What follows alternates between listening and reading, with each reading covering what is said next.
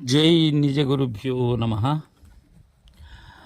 జై అనుభవానంద ప్రభుస్వాముల వారి దివ్య చరణారవిందములకు, సమరసాంబ సమేత నిర్మలానంద ప్రభుస్వాముల వారి పద పంకజములకు వందనములు సమర్పించుకొనుచు, శ్రీమత్ పరశురామ నరసింహదాసకృత శ్రీ శివరామ దీక్షిత చూర్ణిక భావార్థ ప్రకాశిక. మనం ఈరోజు చతుర్థ చూర్ణికను ప్రారంభం చేసుకుంటూ ఉన్నాం.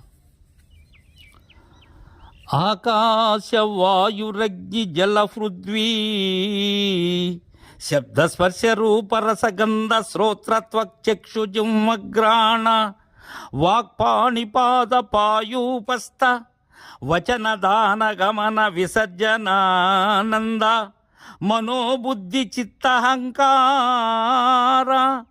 ప్రాణాపాన వ్యానోదాన సమానాన్నమయ ప్రాణమయ మనోమయ విజ్ఞానమయానందమయ పంచకోశ విశేష విమర్శ సచ్చిదానందం వందిత ముని బృందం.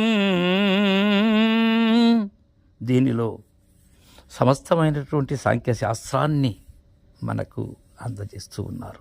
మొదటిది పంచభూతాల గురించి తెలుసుకుందాం. పంచభూతములలో మొదటిది ఆకాశ ధర్మాల గురించి తెలుసుకుందాం. సర్వతో గతిరవ్యూహో విష్టంబచ్చేతి చత్రయ ఆకాశ ధర్మ వ్యాఖ్యాత పూర్వధర్మ విలక్షణా అనేది. అంటే విభుత్వం అంటే వ్యాపకత్వం, విభాగకరణం, ఇది రెండవది. మూడవది అవకాశం. ఈ మూడు కూడా విలక్షణములకు ఆకాశ ధర్మాలు. ఆకాశ ధర్మాలు మొత్తం 40 మనకు పెద్దలు తెలియజేశారు.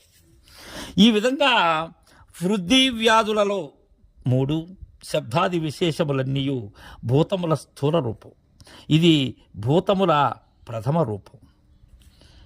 పంచభూతముల రెండవ స్వరూపం ఎలాంటిదంటే సాంసిద్ధిక కాఠిన్యం పృథ్వీ స్వరూపం, స్నేహం జలమునకు స్వరూపం, ఉష్ణత్వం అగ్ని స్వరూపం, సహనశీలత్వం వాయు స్వరూపం, సర్వదేశ వ్యాప్తి ఆకాశమునకు స్వరూపం. ఇది ఆకాశ ధర్మం. ఇక రెండవది వాయుధర్మం. ఎలా అంటే తిర్యజ్ఞానం పవిత్రత్వమాక్షేపో నోదనంబలం చలమచ్చాయత రౌక్ష్యం వాయోర్ధర్మ పృథ్వగ్నిదాహ అనేది. అంటే అడ్డముగా ప్రసరించటం, ప్రవితత్వం, పడవేయటం, త్రోయటం, బలము, చాంచల్యం, ఛాయాహీనత్వం, రూక్షత్వం అను 8 లక్షణములు వాయుధర్మాలు. తర్వాత అగ్నిధర్మాలు. ఊర్ధ్వభాగ్ పావకం దృగ్పాచకం లఘుభాస్వరం ప్రధ్యం స్యోజస్వి వైతేజ పూర్వేభ్యో భిన్న లక్షణం. పూర్వేభ్యో భిన్న లక్షణం అంటే ఊర్ధ్వగమనం, రెండోది పవిత్రత్వం, మూడోది కాల్చటం, నాలుగోది ఉడికించటం, ఐదవది లఘుత్వం అంటే ఆరోగ్యం, ఆరవది భాస్వరత్వం అంటే ప్రకాశం, ఏడవది ప్రధ్వంసం అంటే నాశనం, 8వది బలం. ఈ 8 లక్షణాలు కూడా అగ్ని యొక్క ధర్మాలు. ఇక జలధర్మాలు చూసినట్లయితే స్నేహ సౌక్ష్మ్యం ప్రభాశౌక్ష్యం మార్ధవం గౌరవం చైతి శైతయం రక్షా పవిత్రం సంధానం చౌదకా గుణాహ అనేది. ఈ జలధర్మాలు మొత్తం 10. స్నేహము, సూక్ష్మత్వము, ప్రభ, శుక్లత్వము, మృదుత్వము, గురుత్వము, శీలత్వము, దక్షత్వము, పవిత్రత్వము, సంధానం. ఈ 10 కూడా జలధర్మాలు. ఇక పృథ్వీ ధర్మాలు ఆకాశు వాయురజ్ఞ జల పృథ్వీ స్థూల స్వరూప సూక్ష్మాన్వయార్ధవత్ సంయవాత్ భూతజయ. పృథివ్యాది పంచభూతములు స్థూలాది ధర్మ పంచకమునందు సంయమం వలన పంచభూతములు లోబడుతాయి. పరిదృశ్యమానమగు భూతముల విశిష్టాకారము స్థూలము అనబడుతుంది. పంచభూత కార్యము స్వరూపము అనబడుతుంది. తన్మాత్రలు ఏవైతే ఉన్నవో అవి సూక్ష్మం అనబడతాయి. ప్రకాశ ప్రవృత్తి, స్థితి, రూపగుణములు అన్వయులు అయి ఉంటాయి. ఈ గుణముల యందలి భోగాపవర్గ సంపాదన సామర్థ్యమర్థవత్వం అనబడుతూ ఉంటుంది. ఇక ఆకారో గౌరవం కాక్షం వరణం స్థైర్యమేవచ వృత్తిచ్ఛేద క్షమా కాస్యం కాఠిన్యం సర్వభోగ్యత. ఇక్కడ పృథ్వీ ధర్మాలు ఏంటంటే అవయవ సంస్థానం, గురుత్వం, రూక్షత్వం, ఆచ్ఛాదనం, స్థిరత్వం, సర్వత్వం, భూతాధారత్వం, విధారణత్వం అంటే చంపటం, కృశత్వం అంటే చిక్కిపోవటం, కఠినత్వం, సర్వభోగార్హత్వము, ఈ 11 కూడా పృథ్వీ యొక్క ధర్మాలు. పంచభూత గుణ లక్షణాలు ఇక్కడ మనం 2 రకాల పద్ధతులు తెలుసుకుంటాం. ఒకటేంటంటే 1వ పద్ధతి, ఈ ఆకాశం అనేది 40 కోట్ల యోజనముల విస్తీర్ణము కలదై ఈశాన ముఖము కలిగి శబ్ద తన్మాత్రచే సునీల వర్ణము కలిగి పరాశక్తి చేత హంబీజము కలిగి సదాశివుడు అధిదేవతచే మనోబ్రహ్మచేత ప్రణవ వేదం కలిగింది. ఇది ఆకాశం. తరువాత 2వ పద్ధతి ఏంటంటే ఈ ఆకాశం యొక్క సూక్ష్మాంశం శబ్ద తన్మాత్ర, శబ్ద తన్మాత్ర యొక్క సూక్ష్మాంశం పరాశక్తి, పరాశక్తి యొక్క సూక్ష్మాంశం హంబీజం, హంబీజం యొక్క సూక్ష్మాంశం సదాశివుడు. ఆకాశమునకు మాయాది. ఇక 2వది వాయువు. దీనికి 1వ పద్ధతి ఏంటంటే 30 కోట్ల యోజనాలు విస్తీర్ణం, తత్పురుష ముఖం గలదై స్పర్శ తన్మాత్రచే ధూమ్రవర్ణము కలిగి ఆదిశక్తి చేత ఎంబీజము కలిగి ఈశ్వరుడు అనే అధిదేవతచే మయబ్రహ్మ చేత ఋగ్వేదం కలిగింది. ఇక 2వ పద్ధతి ఎలా అంటే వాయువుది. వాయువు యొక్క సూక్ష్మాంశం స్పర్శ తన్మాత్ర, స్పర్శ యొక్క సూక్ష్మాంశం ఆదిశక్తి, ఆదిశక్తి యొక్క సూక్ష్మాంశం ఎంబీజం, ఎంబీజం యొక్క సూక్ష్మాంశం ఈశ్వరుడు, ఆవరణకు మాయ. ఇక అగ్ని. దీంట్లో మొదటి పద్ధతి, ఇది 20 కోట్ల యోజనాలు, అఘోరముఖం, రూపతన్మాత్ర, యుక్తవర్ణం, ఇచ్ఛాశక్తి, రంభీజం, రుద్రుడు అధిదేవత, త్వష్ట బ్రహ్మ, యజుర్వేదం కలిగింది. ఇక 2వ పద్ధతి అగ్ని యొక్క సూక్ష్మాంశం రూపతన్మాత్ర, రూపం యొక్క సూక్ష్మాంశం ఇచ్ఛాశక్తి, ఇచ్ఛాశక్తి యొక్క సూక్ష్మాంశం రంభీజం, రంభీజం యొక్క సూక్ష్మాంశం రుద్రుడు. ఇది ఆవరణకు ప్రతిబింబమై ఉన్నది. ఇక 4వది జలం. దీంట్లో మొదటి పద్ధతి, ఇది 10 కోట్ల యోజనాలు విస్తీర్ణం, వామదేవ ముఖం కలిగి రసతన్మాత్ర చేత శుభ్రాసిత వర్ణము కలిగి జ్ఞానశక్తి చేత వంభీజము కలిగి విష్ణు అధిదేవతచే శిల్ప బ్రహ్మ చేత సామవేదం కలిగింది. ఇక 2వ పద్ధతి ఎలా అంటే జలము యొక్క సూక్ష్మాంశం రసతన్మాత్ర, రసతన్మాత్ర యొక్క సూక్ష్మాంశం జ్ఞానశక్తి, జ్ఞానశక్తి యొక్క సూక్ష్మాంశం వంబీజం, వంబీజం యొక్క సూక్ష్మాంశం విష్ణువు, ప్రతిబింబముతో వచ్చిన వాడు ఈశ్వరుడు. ఇక 5వది పృథ్వీ. దీంట్లో మొదటి పద్ధతి 1 కోటి యోజనాల విస్తీర్ణము కలదై సజ్జోజాత ముఖము కలిగి గంధ తన్మాత్ర చేత రక్తవర్ణము కలిగి క్రియాశక్తిచే లంబీజము కలిగి అజుని అధిదేవతచే విశ్వజ్ఞ బ్రహ్మచేత అథర్వణ వేదం కలిగింది. దీనిలో 2వ పద్ధతి ఎలా ఉంటుంది అంటే పృథ్వీ యొక్క సూక్ష్మాంశం గంధ తన్మాత్ర, గంధ తన్మాత్ర యొక్క సూక్ష్మాంశం క్రియాశక్తి, క్రియాశక్తి యొక్క సూక్ష్మాంశం లంబీజం, లంబీజం యొక్క సూక్ష్మాంశం బ్రహ్మ, ఈశ్వరుడు, సర్వజ్ఞత కలిగినటువంటి వాడు. ఈ 5కి 5 2 10 పద్ధతులు చెప్పాం. దీనికి శ్లోకం ఏంటంటే తమ ప్రధాన ప్రకృతి విశిష్టాత్ పరమాత్మనః వియత్పవన తేజంబు భూవో భూతాని జిజ్ఞరే అభుసాకాశాదాకాశ ఆకాశాద్వాయురుచ్యతే వాయోరగ్ని అగ్నేరాసః అభ్యు పృథివీ అనేది తమస్సే ప్రధానముగా గల ప్రకృతి కూడిన పరమాత్మ వలన ఆకాశం, ఆకాశము వలన వాయువు, వాయువు వలన అగ్ని, అగ్ని వలన జలము, జలము వలన భూమి అనేటువంటి పంచభూతాలు కలిగాయి. తర్వాత 2వది విషయేంద్రియాలు.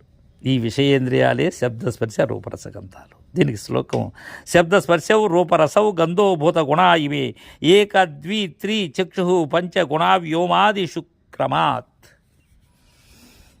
ఏంటంటే ఆకాశానికి ఒకే శబ్ద గుణకం, వాయువుకు శబ్దస్పర్శ అనే 2 గుణాలు, అగ్నికి శబ్దము స్పర్శ రూపం 3 గుణాలు, అలానే జలానికి శబ్దము స్పర్శ రూపము రసము అనే 4 గుణాలు, పృథ్వీకి శబ్ద స్పర్శ రూపరసగంధములు అనబడేటువంటి 5 గుణాలు. ఈ విధముగా పంచభూతాలకు గుణములు ఉన్నాయి. ఇంకా విషయేంద్రియాలు అంటే పంచశబ్దాదయస్థద అంటే శబ్దస్పర్శ రూపరసగంధములు అనేటువంటి విషయేంద్రియాలు. దీనిలో మొదటిది శబ్దం తీసుకున్నట్లయితే శ్రోత్రేంద్రియముచే విను శబ్దము విషయాదులచే కూడుకొని ఉండును. ఆకాశమునందు మాత్రముండునది ఆకాశాంశం. ఇక రెండవది స్పర్శాన్ని గురించి. త్వగీంద్రియముచే అంటే త్వక్కుచే తెలియు భార్య పుత్ర ధన ధాన్య గృహారామ క్షేత్రాదుల యందు స్పర్శల ఎందును హృద్వస్తేజో వాయువుల యందు మాత్రమే ఉండునది వాయు అంశం. ఇక రూపం నేత్రములచే రూపాన్ని గ్రహించేటువంటిది. హృదివస్తేజుల యందు మాత్రమే ఉండేటువంటిది అగ్నింశం. ఇక రసం ఇది నాలుకచే రుచులను గ్రహించేటువంటిది. పృథ్వీ జలములందు మాత్రమే ఉంటుంది ఈ జలాంశం. ఇక గంధం నాసికచే అంటే ముక్కుచే వాసనలను గ్రహించేటువంటిది. పృథ్వీ యందు మాత్రమే ఉంటుంది. ఇది విషయములనియు తన్మాత్రలనియు శ్రోత్రాదింద్రియములకు లేక ఆకాశాది పంచభూతములకు గుణములని చెప్పాలి వీటిని. ఇక మూడవది జ్ఞానేంద్రియాల గురించి తెలుసుకుందాం. ఇవి ఏంటంటే శ్రోత్ర, త్వక్కు, చక్షు, జిహ్వ, గ్రాణం. దీనికి శ్లోకం ఎలా ఉంటుందంటే జ్ఞానేంద్రియాణి శ్రవణం స్పర్శను దర్శనం తదా రసనం గ్రాణం ఇత్యాహు పంచదేశాంతు గోచర శబ్దస్పర్శస్తదా రూపం రసోగంధ ఇది క్రమాత్. అంటే దీనిలో శ్రోత్రము ఏంటంటే సర్వశబ్దాన్ని గ్రహిస్తుంది.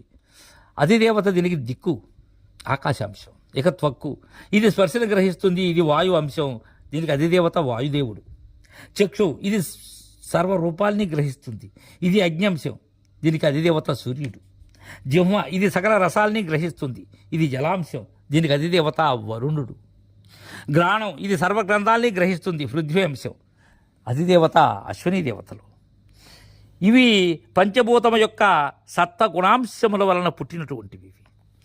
ఇక తర్వాతది కర్మేంద్రియాలు. ఈ వాక్కు, పాణి, పాదము, పాయు, ఉపస్థానమనేటువంటి. దీనికి శ్లోకం ఏం చెప్తారంటే వాక్ పాణ్యంగ్రి గుదోపస్థా వ్యాహు కర్మేంద్రియాని చ వచనదాన గమన విసర్గానంద క్రమాత్. అంటే ఈ వాక్కు, పాణి, పాద, పాయు, ఉపస్థ అనే కర్మేంద్రియాలు. వాక్కు ఏం చేస్తుందంటే వచ్చిస్తుంది ఆకాశాంశం. అది దేవత అగ్ని. పాణి ఇవ్వటం పుచ్చుకునటం వాయువాంశం. అది దేవత ఇంద్రుడు. ఇక పాదం రావటం పోవటం తేజాంశం. ఉపేంద్రుడు దీనికి అధిదేవత. ఇక నాలుగవది గుహ్యం. ఇది శుక్ల శోణిత మూత్ర విసర్జనం జలాంశం. దీనికి అధిదేవత ప్రజాపతి. ఇక పాయువు మల విసర్జనం చేస్తుంది పృథ్వాంశం. అధిదేవత మృత్యు. ఇవి పంచభూతముల యొక్క రజో అంశముల వలన కలిగినటువంటివి ఇవి. ఇక అంతఃకరణాలు గురించి తెలుసుకుందాం. ఇవి ఏంటంటే మనస్సు, బుద్ధి, చిత్తము, అహంకారము అనబడేటువంటి అంతరేంద్రియాలు. దీనికి శ్లోకం మనోబుద్ధిరహంకార చిత్తం చేతి చతుష్టయం సంకల్పోధ్యవసాయచ్చ విభిమానో వధారణ మనఃస్థానం గళాంతంచ బుద్ధిస్థానం ముఖం తదా అహంకారాంతు హృదయం చిత్తం నాభౌ యథాక్రమం. ఇక్కడ మొదటిది మనస్సు. ఇది సంకల్ప వికల్పాలు చేస్తూ ఉంటుంది. స్థానం కంఠస్థానం. అది దేవత చంద్రుడు. ఇది వాయువు యొక్క అంశం. ఇక బుద్ధి అనేది నిశ్చయం చేస్తూ ఉంటుంది. స్థానం ముఖస్థానం. అది దేవత బృహస్పతి. ఇది అగ్ని యొక్క అంశం. ఇక చిత్తం చింతన చేస్తూ ఉంటుంది, అంటే ధారణ చేస్తూ ఉంటుంది. స్థానం నాభి స్థానం. అది దేవత జీవుడు లేక క్షేత్రజ్ఞుడు జలాంశం. ఇక నాలుగవది అహంకారం. ఇది అభిమానిస్తూ ఉంటుంది. దీని యొక్క స్థానం హృదయ స్థానం. రుద్రుడు అధిదేవత. ఇది పృథ్వంశం. ఇవి పంచభూతముల యొక్క సత్వాంశము వలన కలిగినటువంటివి. ఇక తరువాత ప్రాణేంద్రియాలు.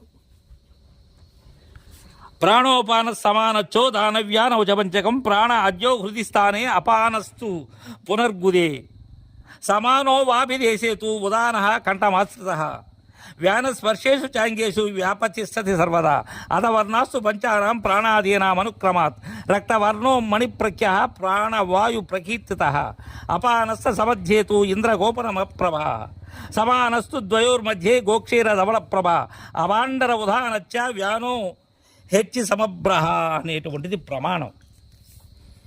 ఇక్కడ ప్రాణం అంటే ఉచ్ఛ్వాసం చేసేటువంటిది. జలాంశము, హృదయస్థానం, రక్తవర్ణం, విశిష్టుడు అధిదేవత. ఇక అపానం నిశ్వాసం చేసేటువంటిది. ఇది పృథ్వంశం. గుదస్థానం. ఈ ఆరుద్ర పురుగు వర్ణం అంటే ఇంద్రగోప వర్ణం విశ్వకర్మ అధిదేవత. ఇక మూడవది వ్యానం. శరీరం అంతా వ్యాపించి ఇంద్రియాదులకు బలమిచ్చి ఉద్ధరించేటువంటిది. ఇది వాయుంశం. సర్వాంగము స్థానం. విద్యుత్ కాంతి విశ్వయోని దీనికి అధిదేవత.